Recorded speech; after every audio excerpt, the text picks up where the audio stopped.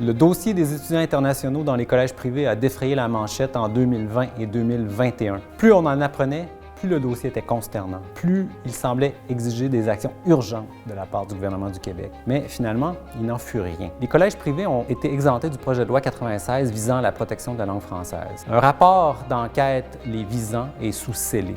La ministre responsable de l'enseignement supérieur, Danielle Mécan, songe à, possiblement, imposer des notions de français dans les parcours d'études.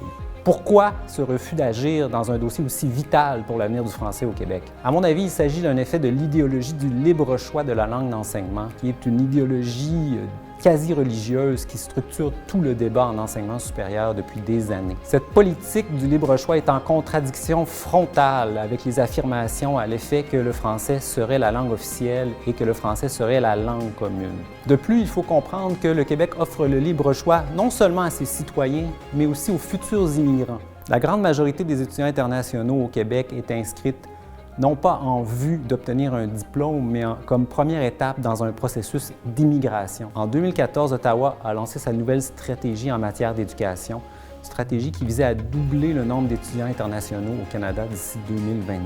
Ottawa a souligné aussi que ces étudiants, une fois leur diplôme obtenu, seraient admissibles pour déposer une demande de citoyenneté. Les collèges et les universités ont donc été intégrés dans le système d'immigration canadien. Pour les cégeps et les universités, offrir des programmes en anglais aux futurs immigrants est très payant, très payant. Cela explique pourquoi tout le réseau universitaire de langue française est en train de s'angliciser à grande vitesse, car on essaie de compétitionner McGill, Concordia et Bishops en tentant d'attirer une partie de la manne des étudiants étrangers. Dans le naufrage actuel des institutions de langue française au Québec, Ottawa est le chef d'orchestre et Québec se contente de suivre la partition qui lui est dictée par le fédéral. Comme le dossier des collèges privés le démontre éloquemment, le maintien de l'idéologie du libre choix en enseignement supérieur ouvre la porte à toutes sortes de stratagèmes de fraude en immigration.